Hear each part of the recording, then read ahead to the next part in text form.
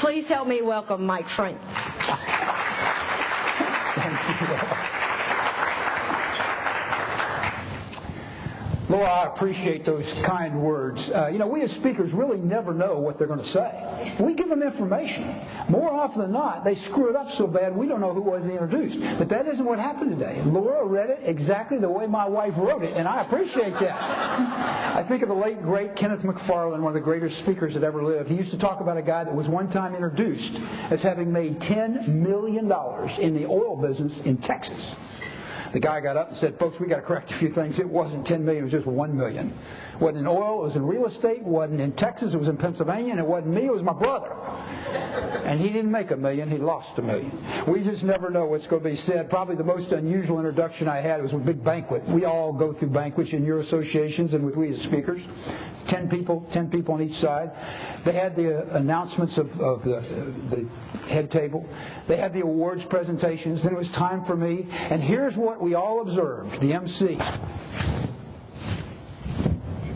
disappears under the lectern. Folks, I have to apologize. I have left the speaker's introductory information out in the restroom. All I can remember is that he's one of the 10 most in-demand speakers in the world. Now, Laura will attest to this. That is not on my introduction. It never has been. It never will be. But I was sitting over there thinking to myself, I wish I'd have known that fact. If I had, they'd have been paying me a whole lot more than they really did. We just never know. Well, out of curiosity, how many of you have ever heard me speak sometime, someplace, somewhere? Oh, we got a few. How many have never heard me speak anytime? How many don't care one way or the other? I get the honest ones that speak up. I never know how that's going to be. Well, I never planned to be a speaker. Most of us in this room didn't plan to be speakers. I wanted to be an architect, but I wound up in sales, as Laura shared in the introduction. In my first year in the business, in the life insurance business, I broke the company's all-time sales record for a first-year salesperson for the least amount of sales anybody had ever made. And I wasn't very thrilled about that. It's a weird reality.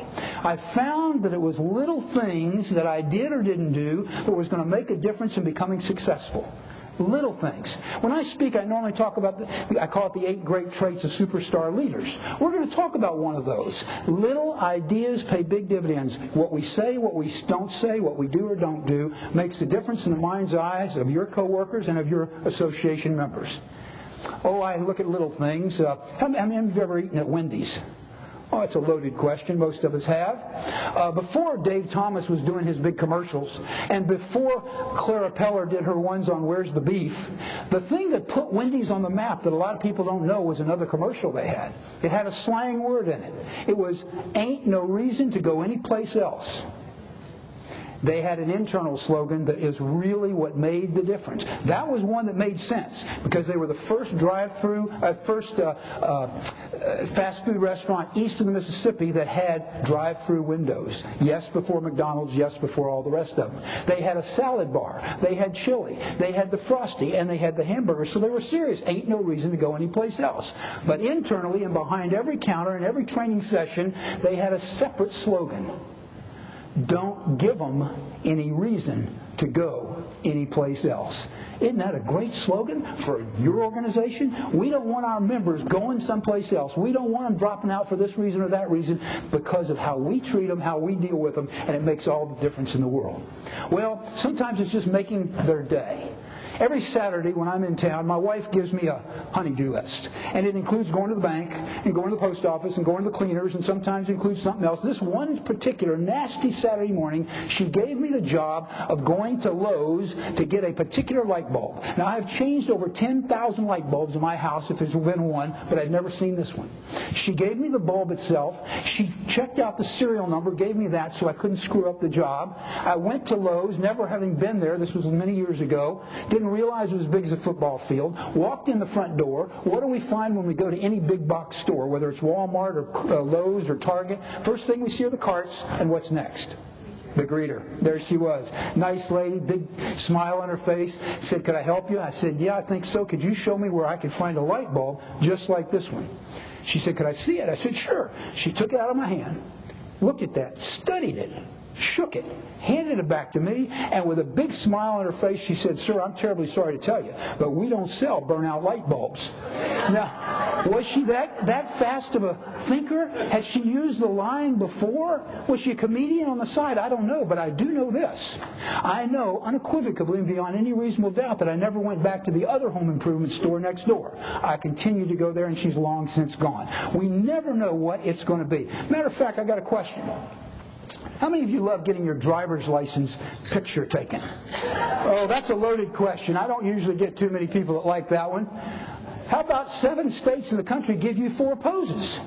Now, I share this because even in the public sector, we're in a position to have public sector associations use creativity, use little things that make us feel good. And that's what we're saying, making our coworkers feel good, making our members feel good. It can happen in so many different situations. You probably see this up here. This is a 10-minute timer. When I was in sales, I used to use it as a way to get in to see the boss via a cold call. I set that down on the receptionist's desk. I said, very simply, could you share this with Mr. Jones and tell him I'd like to share that much of his time. Amazingly enough, it got me in time after time. Today, I use it in management as a time management tool. Because when a salesperson calls on me and I feel it's worth us taking the time to at least hear their story, I tell them, I've got a timer when you come here. It's 10 minutes and you need to condense your story into 10 minutes. They accept that opportunity, and when they get there, that baby is sitting there for sure. It's an amazing thing that little ideas pay big dividends. How can we get creative even though we were not born creative? That's really the key, I believe, to being able to get our members to love us, to respect us, to feel good about us, to talk positively about us. It happens in so many different situations. You may send some more emails. Some emails that say thanks for doing this. Appreciate you're going that extra step. And doing more of that than ever before. But I have a big hang-up about emails. I get about 100 legitimate emails a day. About half of them either have no subject line on them, which in turn, by the way, if you didn't know, if you send send an email with no subject line, it's going to come across to the recipient. As you receive some, it says no subject. We don't realize we never put that in there. But if you don't put one on there, that's what the recipient's going to get. At the same time, we get document names. Intro.doc, agenda.doc, 436974.jpg photo, which is a photo. We've got to identify these things much more specifically so that the recipient looks at us in a positive way, and that's really what we're talking about. How can we be looked at in a positive way across the board with our coworkers and our members? How about a little communication realities? Does that ever happen in your office? Does that ever happen at home? Not a word spoken, but ineffective communication. How about this one? The lady comes in for the loan. Where's the friendly guy who does your TV commercials? She doesn't want Mr. Grumpy. See, the reality is we've got people we're dealing with and we're serving, and you just never know how we come across to them. And how about this one? This boss is not really practicing what he preaches. He says, Miss Drummond, bring in the speech I'm going to give at the Business Symposium on building office morale. I have a feeling he's not really good at practicing what he preaches. I'm also convinced that the biggest little idea, is the importance of questions. I believe questions are a sign of strength. The more questions we ask that make sense, that really get to the point, that are beneficial, make us look good. Now, we don't always like the answers to the questions. I'm the first to admit. I mean, sometimes we ask questions, whether it's our kids, or our spouse, or our boss, or one of our people that work with us. We don't like what they have to say. I'm a big sports fan. I had a chance many years ago to go see the late, great today, Jesse Owens. He was one of the great track stars. And he was going to go to the Olympics in 1936 and obviously meet the all-time racist that ever lived, Adolf Hitler, because he was going to win some gold medals. He read everything he could find about Adolf Hitler, didn't have the luxury of the internet, so he had to, in turn, go to the library and read everything he could. He found out that Hitler was a believer in the seers, the people who could look into the future and supposedly determine what was going to happen. When the war was going badly for him, Hitler brought in his number one seer, as Jesse Owens shared that day. He asked very simply, what's going to happen in this war? And the seer said, you're going to lose it. Well, Hitler was not very happy with that answer, so he asked a second question. He said, if I'm going to lose the war, what's going to happen to me personally? He said, you're going to die. And once again, Hitler was not jumping up and down about that answer. So he asked a third question. He said, if I'm going to die, can you tell me when it's going to be? The seer said, yes, you're going to die on a Jewish holiday. For any of us in the room that might happen to be Jewish, we appreciate the final question and answer more than anybody. He said, if I'm going to die on a Jewish holiday, can you tell me which one it's going to be? The seer said, yep, any day you die is going to be a Jewish holiday. So we really never know what's going to be the situation. I think sometimes we make decisions, we do some things without asking the questions, and if we would have asked the questions, we probably would have been on better ground. Let me give you an example. This is an actual photo I took. It's a car dealership in Ohio. And if you notice, there's a pretty darn big welcome center and pretty darn big no salesman permitted. Now, I've seen every kind of no soliciting sign known to man. They're normally right there or maybe there in 1-inch letters, but not 1-foot high letters. Now, we don't have time to go through the totality of what all that could mean, but it could have about 6 different meanings. I can say that sign isn't there anymore. I think sooner or later the boss was told that's not a cool sign to have in your welcome center. How about this one? I don't think this guy really should have named his company after himself. That's not a drawing. That's a photograph. Now, old Joe Swindle was an idiot. Dumb, as we heard in a couple previous presentations, stupid in a couple of others. That sign is not there anymore. He changed the company name. I don't think in this particular case Luther really meant to say Wednesday's Ladies' Day, buy one, get one at half price. I just don't think that's really the case. I think asking some questions first. Now, my wife is from a little small town in Ohio, and when we go to get there, there's a little town that has a convenience store nearby. We always avoid this convenience store because we're convinced that it's not in our best interest. Oh, I'm sorry. This one, of course, I don't know about you, but I would change the location of my sign. I don't think that's a big, healthy place. But how about this one? Knowles PP Gas and Mini Mart. Now, I don't know about you. If you notice, it also sells PP gas.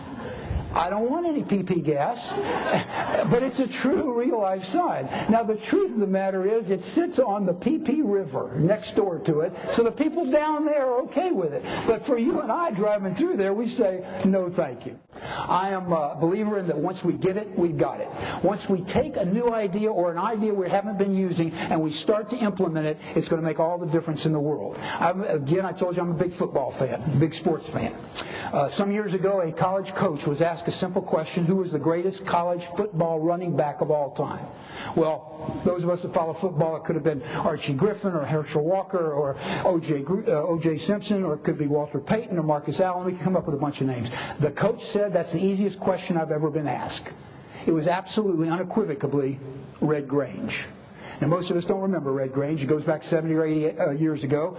The interviewer said, how in the world could you say Red Grange? He only gained 1,000 yards a year. Since that time, they gained 1,200, 1,300, 1,800, 2,000 yards. Coach said for 3 reasons. Number one, they have better trainers these days. Number 2, they got much bigger linemen blocking for them these days. Number 3, without a doubt, anybody that follows college football knows that back then Red Grange only played in 8 games a year. Today they play 12 and 13 games. Of course they ought to be gaining more. The interviewer said, well, on that basis, Coach, I'm curious as to how many yards you think Red Grange would gain if he was playing ball today. Coach said, about 1,000. The interviewer said, no, wait a minute. With all those things going for him, why wouldn't he be gaining any more than that? He said, because he'd be about 94 years old today. Once we get it, we've got it.